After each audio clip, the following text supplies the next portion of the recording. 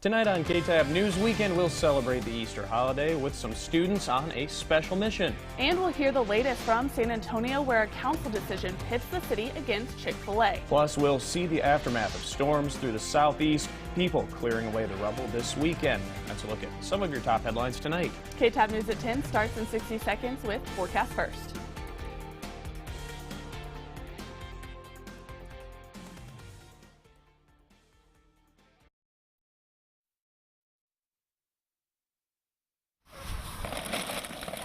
Hiding high and hiding low. We really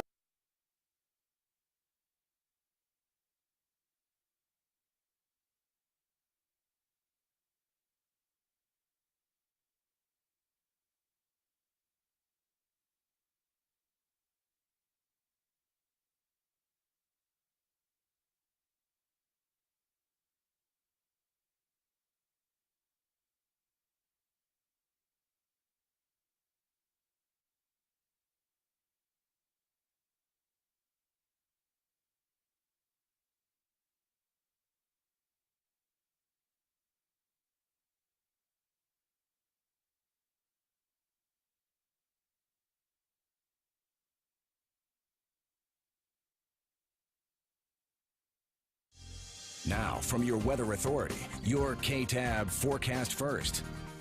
Well, after a very warm weekend with a lot of wind, we look forward to some cooler temperatures beginning tomorrow. Morning low of 63 degrees. It'll warm up to about 71. Those gusty winds will continue. And then by 5 p.m., 83 degrees. I've got some great rate chances in the forecast. I'll tell you more about that here in just a little bit, but KTAB News Weekend starts now. With coverage you can count on, this is KTAB News Weekend. Good evening, I'm Nathan Grieve. And I'm Claire Kreis. The Easter Bunny hard at work at hundreds of houses across the Key City today. But for a few parents, they brought in some extra help from the Destination Imagination students over at Wiley ISD. Now, Claire, you were there to check out how they were hopping in, dropping off some of those eggs for some little bunnies, and you have what is our top story tonight. Hiding high and hiding low. we really want to make it challenging, but at the same time, we don't want it to be too ridiculous to where they can't find it. Yeah. So Like make it fun. yeah, we're trying to make it fun. These Destination Imagination students are hopping into the role of Easter Bunny this year, getting up bright and early to bring an excellent surprise to these little bunnies. Your kids wake up in the morning, all the work is done, the big Easter Bunny surprise can be there. Lending a helping hand to parents who on days like this can be a little overwhelmed. I have 3 kids myself, and it's exhausting. It is. You want it to be a surprise. You want it to be great. From making the eggs to finding the perfect hiding spot. Like Minimum 300. There's so many, bro. These students ventured all over Abilene today to bring joy, candy, and a little laughter to families in the Key City. You want to smash it on Papa's head? Yes! Papa! But for these bunnies, carrots aren't the thing they're searching for in return.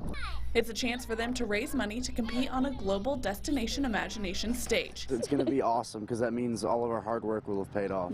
Their eye on that golden egg, but that doesn't mean they didn't have some fun along the way. It makes you feel like a little kid again, so it's quite rewarding in that sense.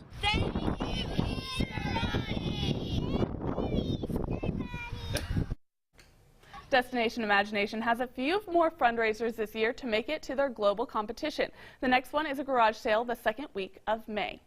No surprise, this weekend was full of Easter egg hunts like the Abilene City Egg Hunt. 25,000 eggs were spread across Lee Athletic Complex Saturday with 2 pieces of candy in each, meaning 50,000 pieces of candy were given to kids in the community. Ages range from 1 to 12, and we were able to catch the action at the early evening hunt. Hunters of a different sort hit the trail near Buffalo Gap this weekend. The Abilene Bow Hunters Association hosting one of its 3D shoots. Archers come out and explore the trails, finding different targets and taking aim. And while the shoot is for fun, members do keep score. The shoots are open to the public as well, giving everyone the opportunity to follow their arrow to a good time.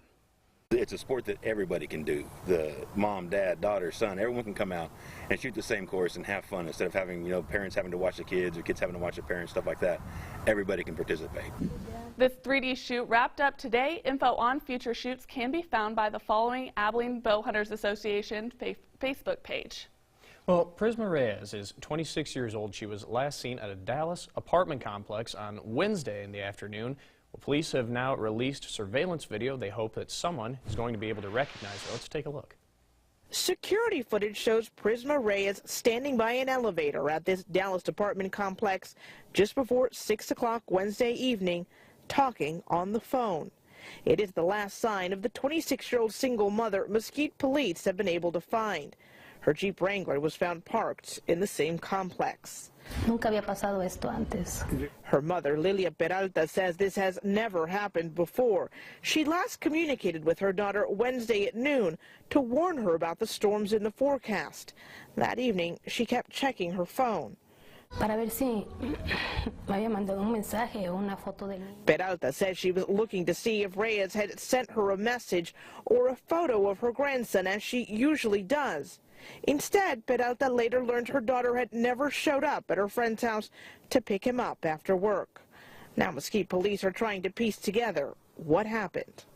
It is unusual, I think, for anyone to maybe abandon a vehicle, but really to not pick up their child when they're supposed to. I think that's probably our biggest concern, is why she didn't pick her child up, and is she safe? Now, police are talking to Reyes' friends and family, going to all of her known locations as well.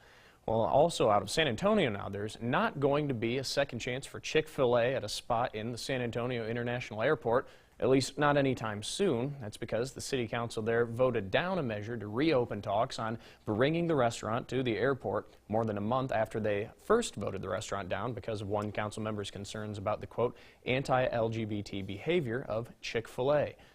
Well, just a few days after the release of the Mueller report, reaction coming in from all sides, from the president, his legal team, Democrats, now the former White House counsel who cooperated with Robert Mueller. Here's Weijia Zhang.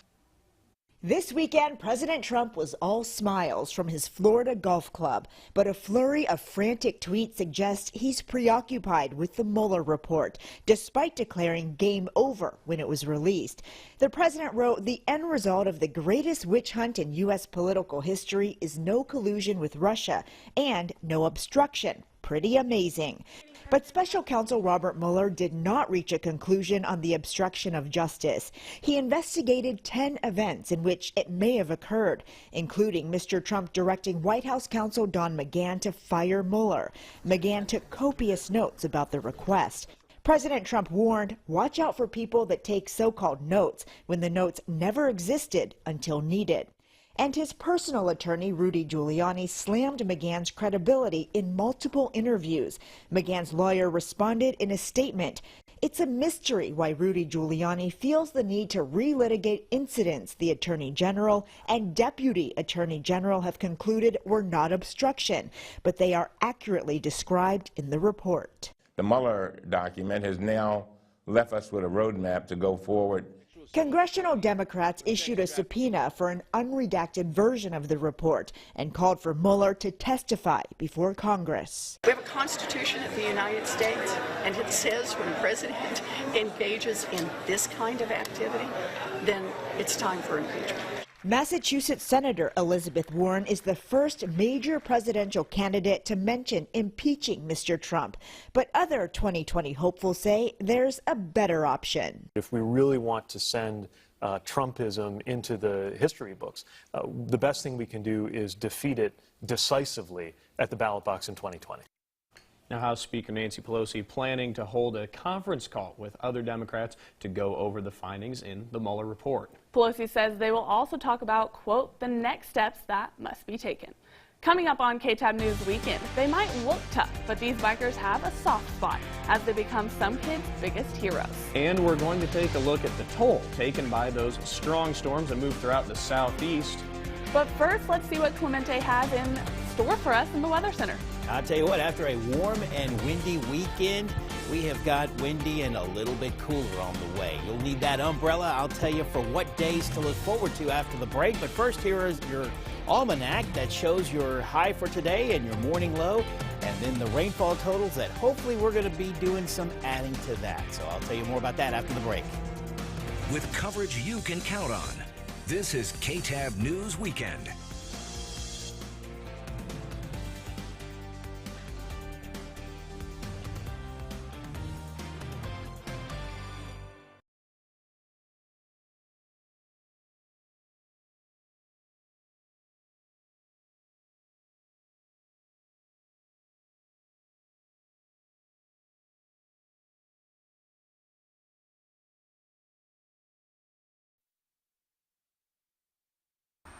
Eight-year-old Mariah Weinman was killed when a tree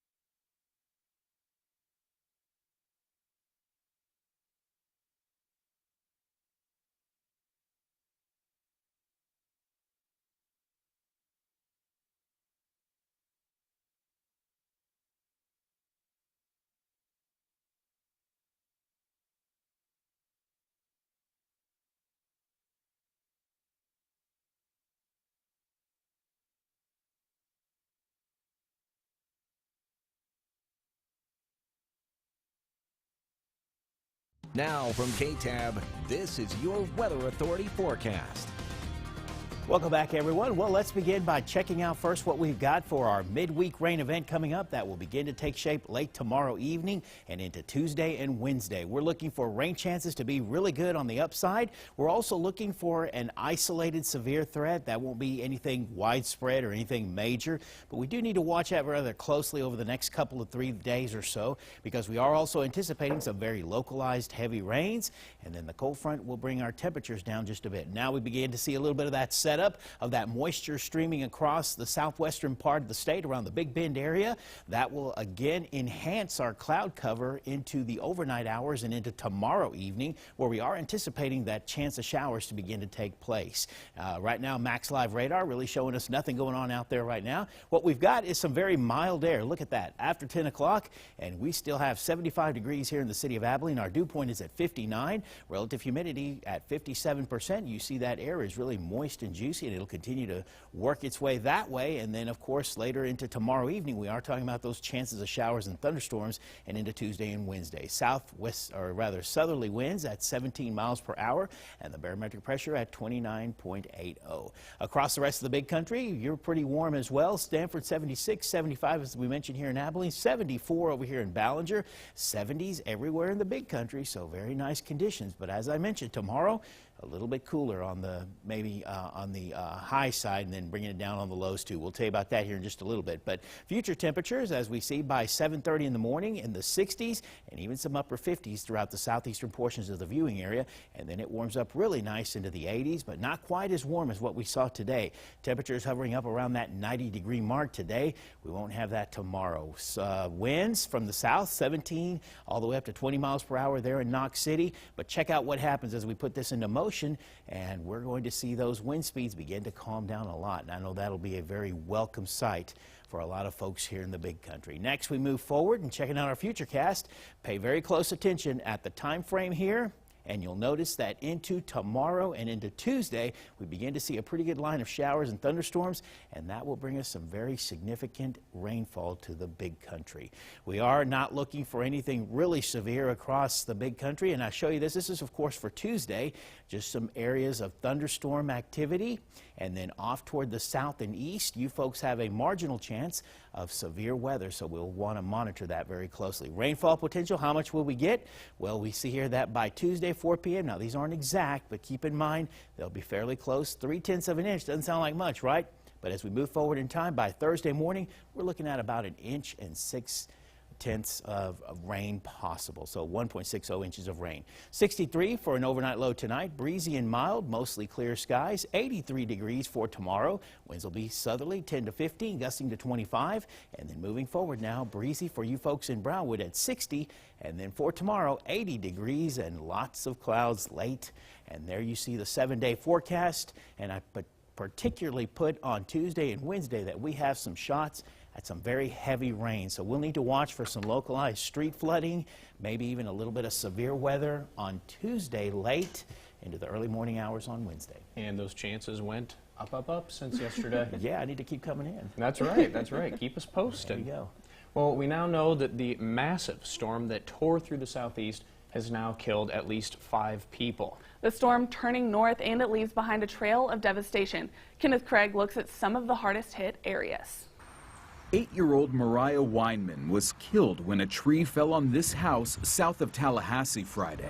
In Reston, Virginia, cleanup began this morning after a rare tornado touched down Friday night. Ed Alt lost his truck and almost his home. We ran down to the basement and we're huddled up in the bathroom.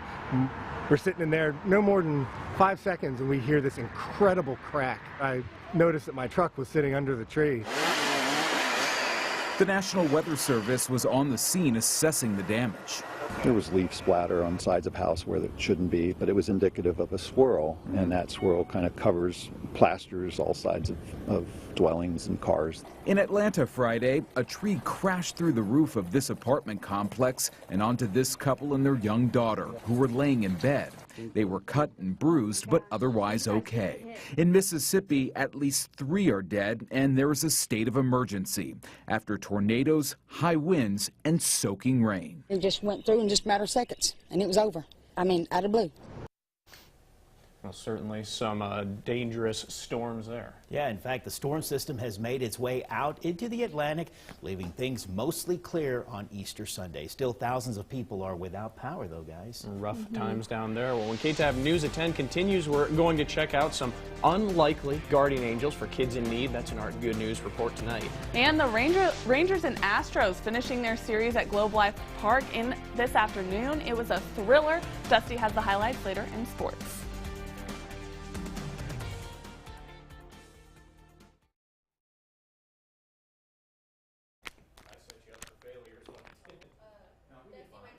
Mic check 1 2 3. Mic check 1 2 3.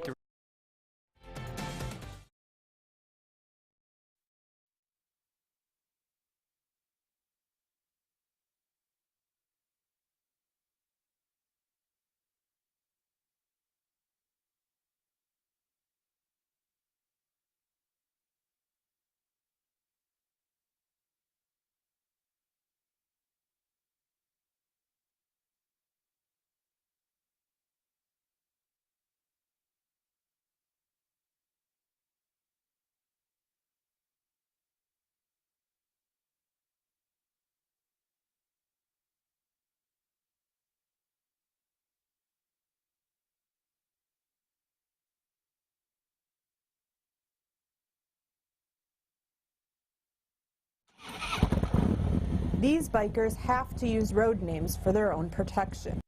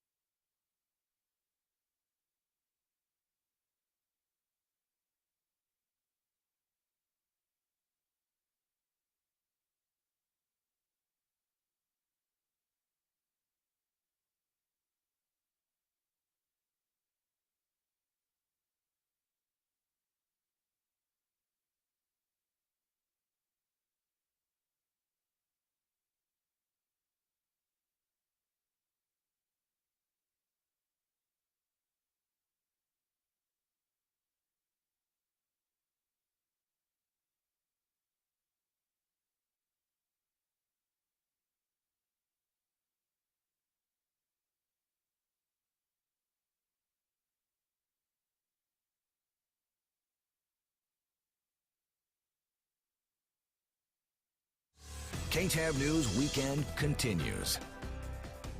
Well, an unusual group is helping abused kids in the Quad Cities area of Iowa. That's my hometown, coincidentally. They're also helping out around the country, though. Now, they call themselves Bikers Against Child Abuse. Now, they don't use their real names. That's for their own protection. But they are willing to put it all out on the line to make kids feel safe. Sarah Jones has the story. These bikers have to use road names for their own protection. And when a child calls them, we will ride out to this child's home, and we always call the law enforcement first, because if you're getting 10, 20, 30, 40 bikes showing up in your neighborhood, someone is going to call. They secure the perimeter. We'll just stay there until that child does not feel fear. And if that's days, weeks, that's what it is. Bear, Big Fun, Pearl, and Squatch say they are part of a group of bikers who work together to empower abused children. A child might need us right before they're going to court. A child might need us when they're going to court. We're able to escort these children to court. Judges have allowed us to sit in the courtroom while that child testifies. We may show up when that child's having a nightmare. We can activate our chapters to create a physical boundary around that child's home so that child knows that we have their back. It works because we're big and scary. Bikers Against Child Abuse, also known as BACA, is centered around choices. A child must choose to join this biker family. Because so many choices have been taken away from this child, it's a way for them to use their voice again. Once they join, they receive a cut embroidered with the road name of their choosing. When the child chooses a road name, that's one of those steps to empowerment. They also get a backpack, a BACA blanket, which provides a sense of security, as well as teddy bears that we fill with love for them. If that child chooses to go for a motorcycle ride, that child chooses the motorcycle of their choice and gets to go for a very short ride around their neighborhood. They're all volunteers. We've seen kids haven't come out of their house for like 45 days, come out and start painting guys' fingernails. BACA members say their payday comes when a child feels safe enough in the world that they no longer need them. But if they ever do, these bikers are just a phone call away, because once a BACA child, always a BACA child. What an awesome That's story. awesome. The group is organized as a nonprofit. They accept donations and do fundraising, including a ride that's scheduled for May 15th. Very awesome. Well, it is time for sports. Check in with Dusty in the Big Country Sports Center. Dusty, you're doing something a little bit different for us this Easter evening. You're going to reveal something that's been 2 years in the making. I've already seen this, but I love it. Nate, you've seen it a little bit. You actually worked with me a little bit on it as well, but it all started in a Starbucks in Valencia, California, and it's here now in the Big Country. For those of you that are Rangers fans and Astros fans out there, well, sit tight. I'm about to use a stat I invented to break down the early strong starts for both teams. Get ready to hear about offensive efficiency. Sports is coming up next.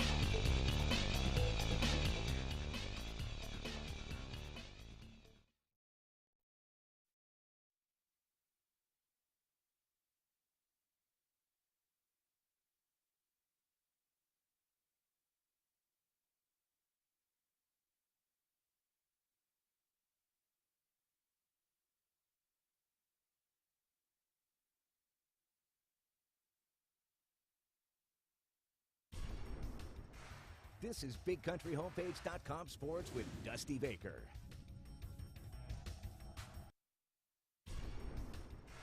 This is BigCountryHomepage.com Sports with Dusty Baker. This is BigCountryHomepage.com Sports with Dusty. Out to left center field, and that one is gone.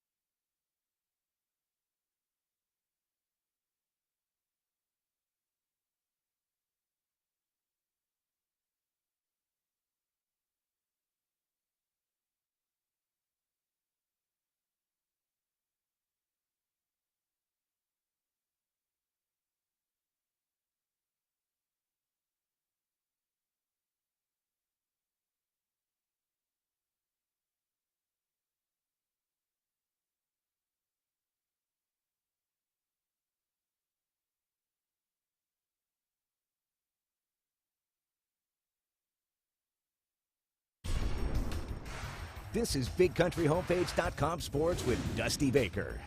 Well, much like God gave us Jesus, God also gave us baseball because God is great. And the Rangers and Astros fans out there today celebrating Easter had the chance out at Globe Life Park to witness a wild ball game to close out the series between the two squads. The Rangers took the first series, looking to do it again here in week 2. Just a couple weeks later, of course, bottom first we go. Joey Gallo at the plate, 46% of baseballs he's hit down the right field line. And what does he do right here in the first? Well, he hits it down the right field line. That's 2 runs that come home to score, and the Rangers are up 2-0. Bottom 3 we go. 4-1 Rangers and Hunter Pence at the plate. This guy has been an incredible story all year long. That is a 2-run shot. Rangers up 6-1. Next batter up, it's the next step up with Logan Forsythe. Another great storyline coming into this year. Not a starting spot, but he's taking full advantage of this one, and he rocks that to left center field. That is gone. Astros starter Colin McHugh gave up 9 earned runs in 3 1/3 innings. Bottom 4, this is history, folks.